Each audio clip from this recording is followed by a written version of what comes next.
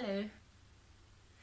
Now this video is to share with you some breathing exercises, some tips to improve the breathing. So the reason of this video is that we got infected with COVID around 1 month ago, and so we recovered.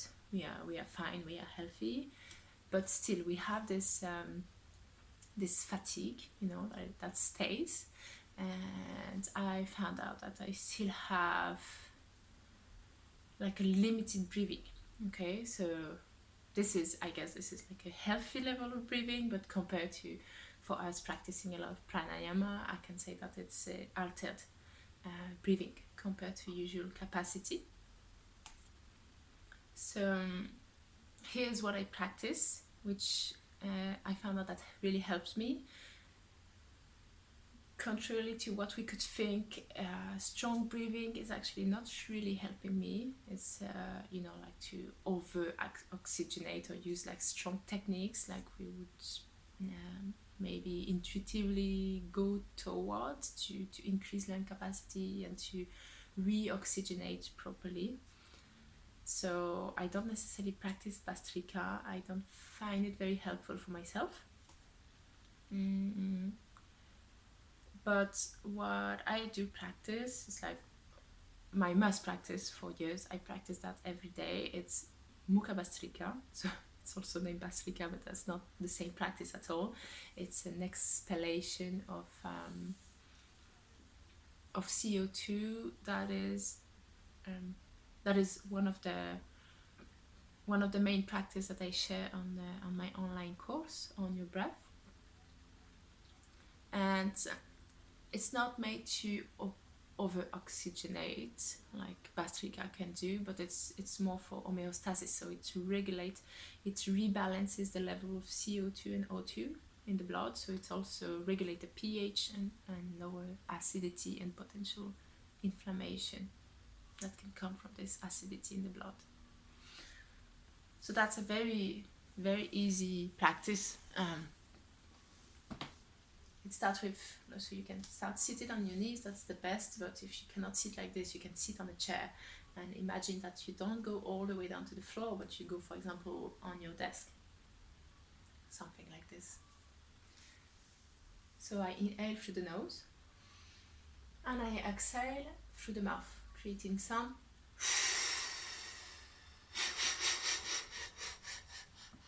nice full exhalation. Then when you reach down, you relax with empty lung. Try to relax the whole body for maybe 3 seconds. And then when you need, you look up. And you inhale through the nose. That's very important. And you exhale here and relax. Usually I practice that 3 times, and there's no need to practice more than this. Rather 3 times, and maybe do it once in the morning and once in the evening, and I guess that's enough. For myself, like nowadays I practice twice a day, 3 rounds and 3 rounds, but usually I practice only once. The other exercise that I found that really helps me is the humming breath. So the hum is the so this humming breath, I find out that's really like relaxes, and it's really increase the capacity of breathing, and in a very gentle manner. So I found it very efficient, and I decided to Google it and to make like little research on it, because I was curious of what science says nowadays about this, because there's more and more studies on the benefits of pranayamas. And some study was actually proving that during the humming, so by humming compared to classical exhalation, and there were some other parameters, is you increase the concentration in the nasal cavity, the concentration of nitric oxide, so NO, which is more probably mononitric oxide, and also you expel it more. So there is potentially higher production of nitric oxide in the nasal cavity or pharyngeal cavity. I'm not sure of the word in English. And exhalation. So it's there's also like a better renewing of this molecule. So, and what is very interesting is that this molecule has been proven and at a Nobel Prize of Medicine on it, I think around 20 years ago, has been proved to be to have a key role in vasodilatation, of like relaxation of like the smooth muscles, so including arteries. So it has an effect, there's plenty of study on it, it has an effect on cardiovascular disease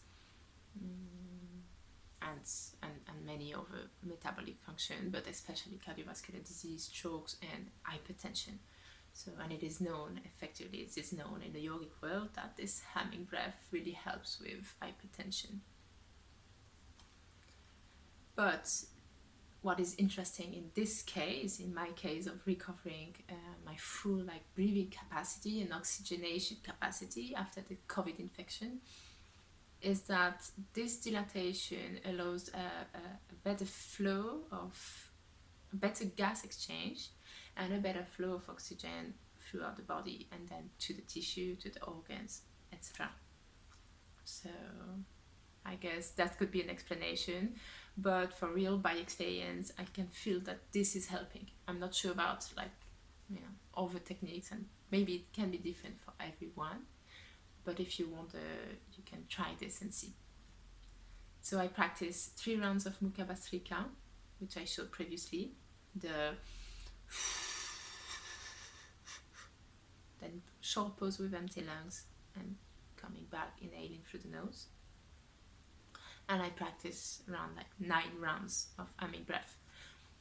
So for the Hammock Breath, you can relax your brain, relax your face, and especially relax your mouth, the inside of the mouth. The tongue can be floating, or you can place the tongue just slightly touching the palate. And then it's very simple, you just inhale through the nose. And while you exhale, you hum.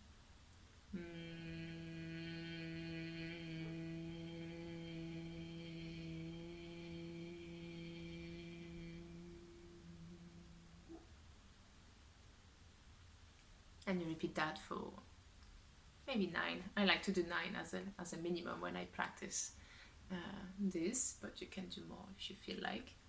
And after that, just rest for like 2-3 minutes. That's what we usually do. You can just relax. And what is funny is that this particular study was actually showing that after the hammock, which produce more of the intrinsic monoxides, like nitric monoxide, sorry, I was confused and going to say it in French. So after increasing that, there is a slowly lowering of the level, and it comes slightly down the basal level, like what level of nitric oxide we usually produce. And after 2-3 minutes, it's coming back to normal and potentially a little higher.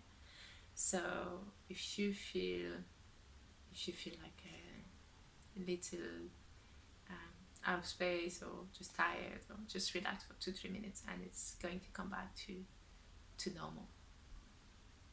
Okay, I hope this can help you. If you have any experience on this or with this infection, and you have any comments or any tips to share with us, we would be very happy to exchange. Enjoy.